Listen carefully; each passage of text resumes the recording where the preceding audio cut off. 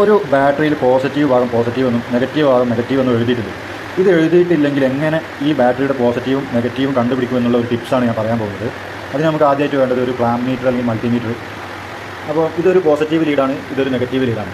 മൾട്ടിമീറ്ററിൽ common എന്ന് എഴുതിയത് negative സോക്കറ്റാണ്, ഈ വോൾട്ട് ഓംസ് എഴുതിയത് പോസിറ്റീവ് സോക്കറ്റാണ്. അപ്പോൾ നമ്മൾ നെഗറ്റീവ് എഴുതിയത് കോമൺ എഴുതിയത് നെഗറ്റീവ് എഴുതുക. ഇതിന് നമ്മൾ മൈനസ് എന്ന് സങ്കല്പിക്കും കോമണ്, അത് ബൈഹാർട്ടാക്കുക. ഇത് പോസിറ്റീവ് എന്ന് സങ്കല്പിക്കുക. എന്നിട്ട് നമ്മൾ ഇതെന്ത് ചെയ്ത് ഡി സി വോൾട്ട് മീറ്ററിൽ ഇടുക. ഡി സി വോൾട്ട് മീറ്ററിൽ ഇട്ടതിന് ശേഷം പോസിറ്റീവ് ലീഡ് നെഗറ്റീവ് ലീഡ് ഇത് രണ്ടും കൈകൊണ്ട് എടുത്തിട്ട് ഈ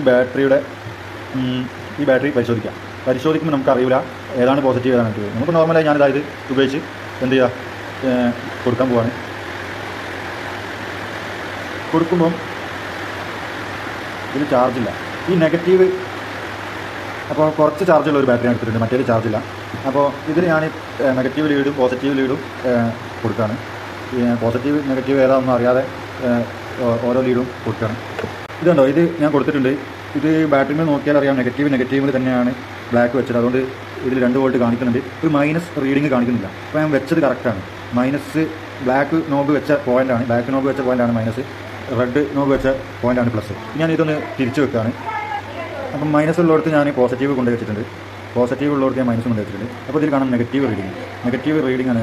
അതായത് നമ്മൾ വെച്ചത് തലതിരിഞ്ഞിട്ടാണ് വെച്ചത്. അപ്പോൾ നമ്മൾ ഏതാണോ ബ്ലാക്ക് കൊണ്ടുപോയി വെച്ചത് അത് പോസിറ്റീവാണ് എന്ന് മനസ്സിലാക്കാം.